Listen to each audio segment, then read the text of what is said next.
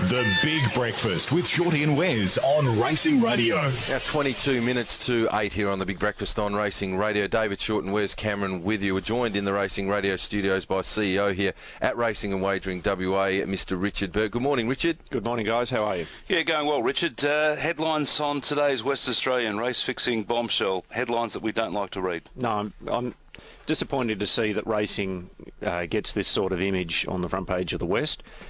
But the West have chosen to run with it, so I'm happy to discuss what the article is. Now, the basis of the article, there was a letter written that went to industry heads, according to the paper. But from what I understand, the letter wasn't signed. So it was an anonymous letter. It gave rise to accusations about races being rigged, jockeys being involved. It went to 4 or 5 senior people within the racing industry. And more importantly, what have we done since receiving the letter is, I guess, what we need to talk about now. So firstly, as I said to the West Australian yesterday, we treat these sort of matters with the highest seriousness. It went to the RWWA board, it went to the Integrity Assurance Committee, and we reviewed the contents of it. We asked or directed the stewards to carry out an inquiry of the allegations that were made in it. So Dennis Borovica and his team, his panel of thoroughbred stewards, have gone over the races specifically mentioned in there. We've also gone over other races where there has either been social media or other perceptions about, the rules of racing not being implemented, let's say. So we've gone through those. They have looked at it from end to end in terms of the betting markets where, there are alleged betting plunges where horses have come in dramatically.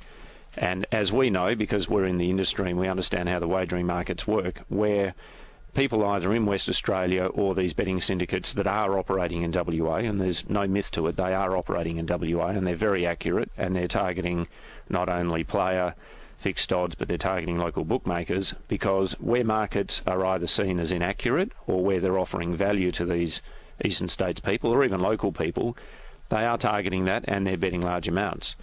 So consequently, we're seeing markets move dramatically. They'll come in from 10 to 6 in many cases, quite often not as dramatic as that. We've had ones of recent where they've come in from 650 to 550 off large amounts. People are seeing those movements and they're jumping at shadows. But the stewards, to their credit, are monitoring those. They're getting the feeds from betting exchanges, from other eastern states bookmakers and from ourselves. They're analysing the data. They're monitoring the riding movements of jockeys. They're looking at the way the race unfolds. And yes, sure, there are, as normal, that occurs in racing, horses are not necessarily running to form. And to be naive to assume that, every horse in every race is going to run purely to form. But where they're running inconsistently or we're suspicious, they're turning the race upside down, basically, either during the inquiry or during the race at an inquiry or afterwards. And in the case of the letter, they have analysed each of these races and they can find no direct breach, if you like, of the rules of racing. So where the West actually had on the headline the letter, the whistleblower and the denial, we don't deny it.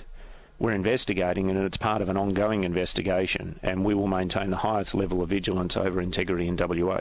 Richard, some important quotes here in the paper this morning. It's important to manage the reality and the perception of integrity in the industry. And then the next quote is another really important one. We're putting on another investigator. We will be seeking more pre-race analysis and betting information so we can see what's happening in the betting markets and how the race should unfold according to those betting markets. What we have to be careful of is not overreacting to normal things that unfold in racing. Wes and I touched on this point earlier in the week, the job that Melbourne Racing do with a gentleman by the name of Andre Casse, who is a former serious style punter himself. He knows the form inside out. He understands the gambling and wagering markets really well.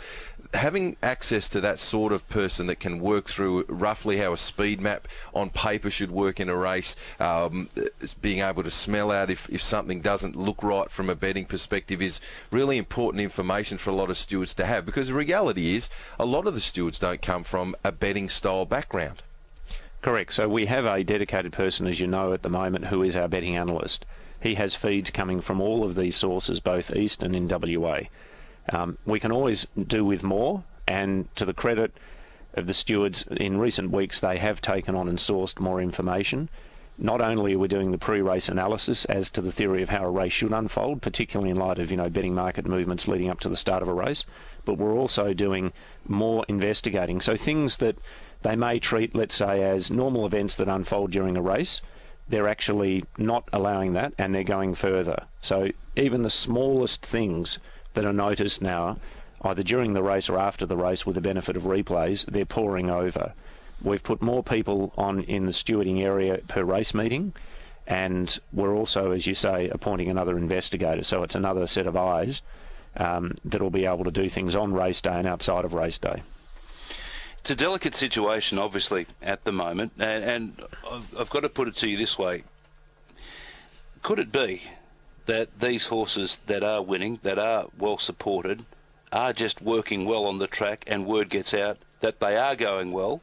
And obviously, if a horse is working well, word can spread, and it's emanating from a source within, which is fine. There is nothing untoward there, and therefore these punting groups are then backing this horse to win a big amount of money. There's nothing untoward there. I guess what we're dealing with, Wes, is the most objective data that we can, and then we're also dealing with the subjective stuff, the perceptions, because you have to recognise that. Where there's smoke, there is occasionally fire. Sure. So the betting movements that we are hearing about, not through this letter, but that we're seeing and we're hearing about, have been in place for nearly 12 months. They occurred at Belmont last year, as you're aware, and they went through Ascot, and they've continued, if you like, into the Belmont season, which has only just started.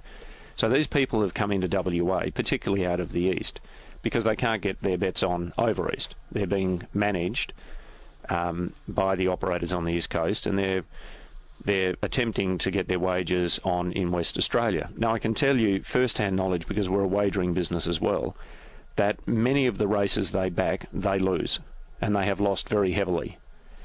We recognise that the wagering that they bring to West Australia raises a whole lot of perceptions, and you see it in social media. Where you get these changes in markets, people are sort of jumping to conclusions, and the stewards are wearing the brunt of it. But at the objective level, we're basically not leaving a stone unturned in reviewing races, in managing what's going on in the industry. But people are jumping at shadows to a degree. The price, sometimes, we've spoken about this before, the price that they are actually taking on a horse, that could be perceived that we may do a market and we may say it's a $6 chance, and yet they will take $3. That's, I think, one of the hard facets of the whole affair to take into account when, you may say, well, you've got your price wrong, but, if I've got my price at 6 and 2 or 3 other form analysts who are respected may have their price at $6 as well, and yet the horse will be backed at $3. It's very hard to fathom. Correct. So what we have in a minority of cases, and this isn't every race meeting, in a minority of cases we have that situation where people are, again, money from the East Coast is backing to the point that the local analysts are saying it shouldn't be that short. It's not value at that price. So it'll come in dramatically and go beyond what the market should be, and they're following it all the way in as the markets are being wound down, either by on-course bookmakers, ourselves, or others. And that kind of defies logic. So the first thing that does is for the stewards is ring alarm bells.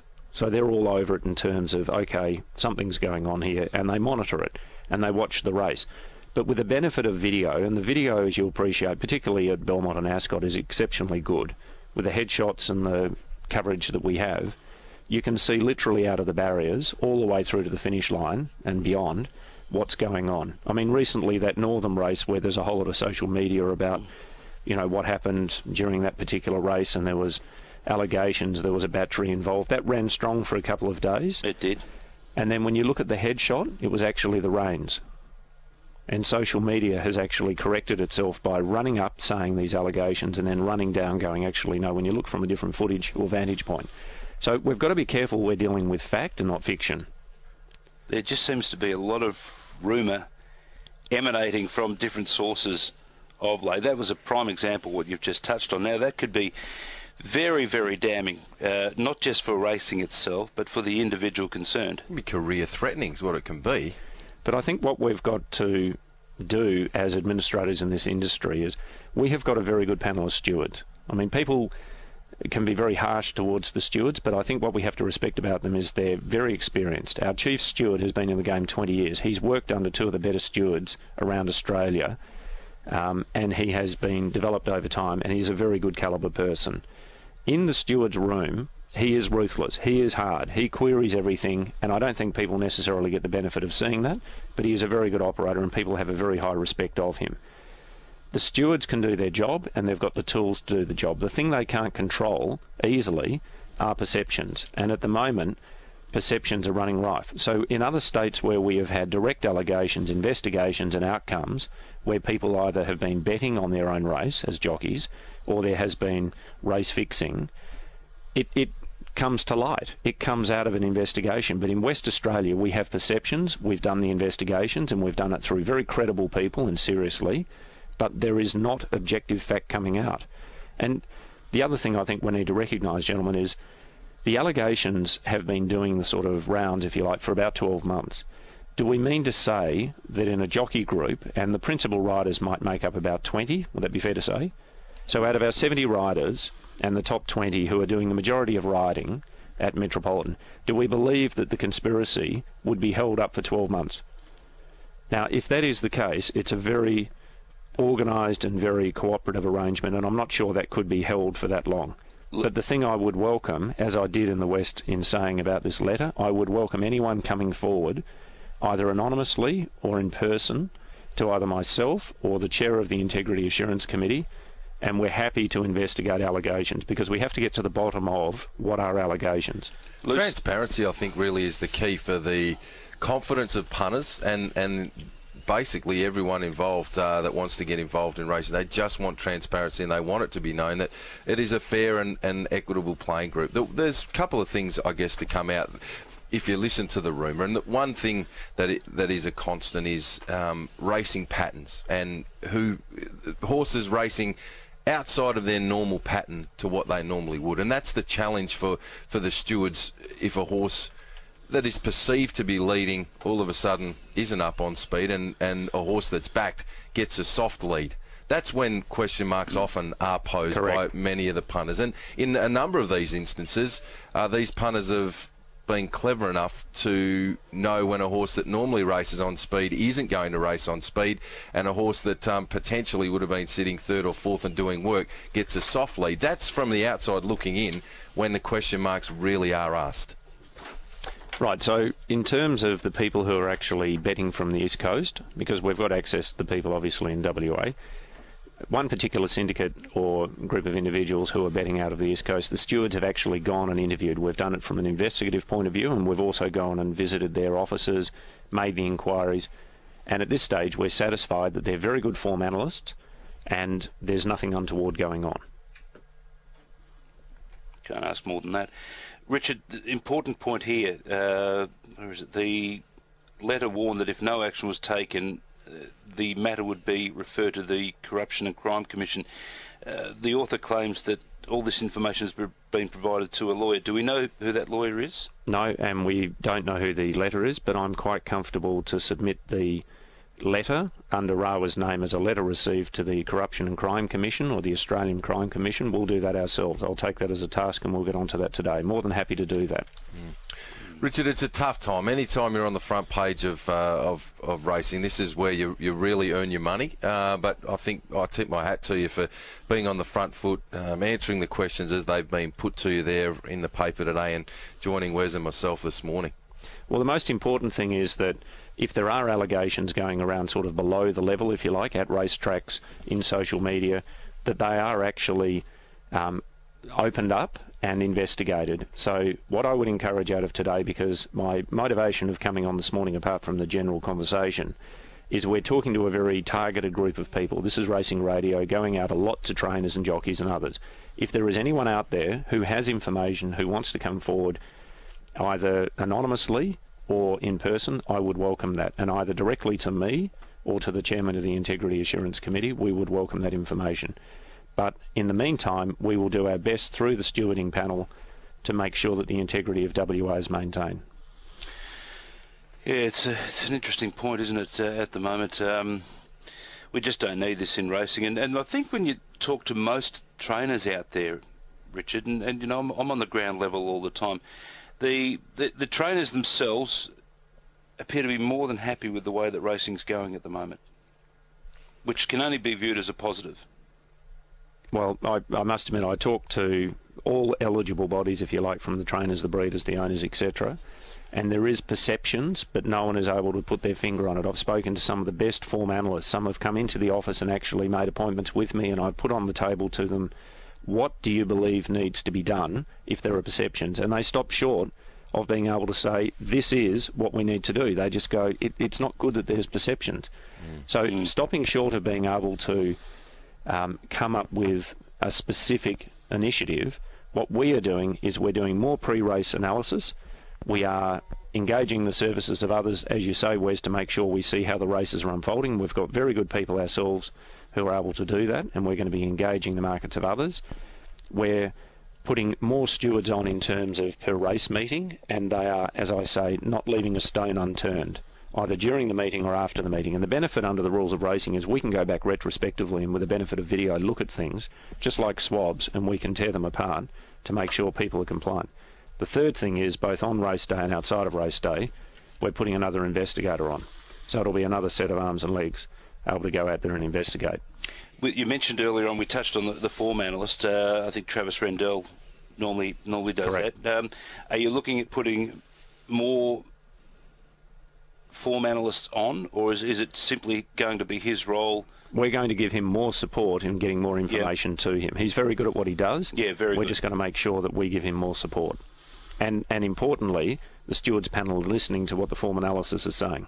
Now I think that's one of the most important aspects. You need cohesion, and you're confident you've got cohesion in the stewards' ranks? I'm confident that under Brad Lewis's stewardship, he's one of the best operators, and he'll make sure that panel is working to its best. It's got a couple of queries come through this morning via who are the jockeys. Well, there's no mention of any of the jockeys. No, in the letter the jockeys are named, but I'm not going to name them on Racing Radio because it is an unsigned letter, and following an investigation there hasn't been any substance. Those jockeys have been interviewed? Those jockeys haven't been interviewed directly because, again, anonymous letters. What we've done, though, is we've torn apart the races that were actually specified, and you don't need to interview the jockeys to find out. We can see exactly what's going on with the benefit of footage. And the stewards do have vision and that the stock standard punter doesn't always have. Correct. I mean, the stewards do have different vision to what the punter has. They have more cameras, and with the technology they have in the inquiry room, they can obviously do it frame by frame. That would have been telltale in relation to Northern. What happened at Northern the other day? I spoke the to rear David shot. Hensley yesterday, and he said, no one's availed themselves of the head-on footage, which shows clearly what happened. So people have jumped at shadows and jumped at saying this is what happened, there was a battery in use, when the bottom line was the head-on footage has just shown there was completely nothing untoward. Correct, Wes. The other point that hasn't really been raised in regards to that, we spoke to Dan Stake on Friday, and he declared his best ride of the week the winner of that race. Now, if you're trying to pull off a sting, you would hardly come on the radio station on the Friday and declare it as your best ride of the weekend. You wouldn't have thought if you were trying to get some money out of the race from a betting perspective. And it was certainly not an amount of money that would be enough to risk your career, you wouldn't have thought, in the saddle to produce such a manoeuvre. So let's say the Northern one was just people being able to not have the benefit of all the footage, but there are real perceptions going around. So what I repeat is people need to come forward if there is base to what they have concern about. I don't mind if it's anonymous or if it's in person. People can come forward and that information will be investigated. They're not going to have proof. That's the bottom line. They won't have proof. I can't see how they can have proof, Richard. Well, Wes, in a system like racing, where people are racing for reward, and let's face it, the reward is quite significant. Sure. The model is people are motivated to take shortcuts, but through the policing of a race and having the rules in place, the majority of people comply. But in a normal population, there are people who don't follow the normal rules. So we're not naive enough to assume that everyone does the right thing. In the event that people have either done the wrong thing and they regret it, or they witness something being done wrong, and let's face it, this happens in the community through the policing, I'm encouraging people to come forward, because I don't want to see, as the CEO of Racing and Wagering, I don't want to see our image on the front page. I want to see our image on the front page when we're talking about how well we're doing, how important we are to the state, and not bringing the good image of racing and all the people who contribute to it in such a bad image. Yeah, no, I'd have to agree. It's a situation that obviously can't be tolerated, and no doubt we'll be hearing more very, very soon. Yeah, certainly. You're obviously across it all, Richard, and we appreciate your time in here this morning. Well, guys, thanks for the opportunity to come on here. I appreciate it.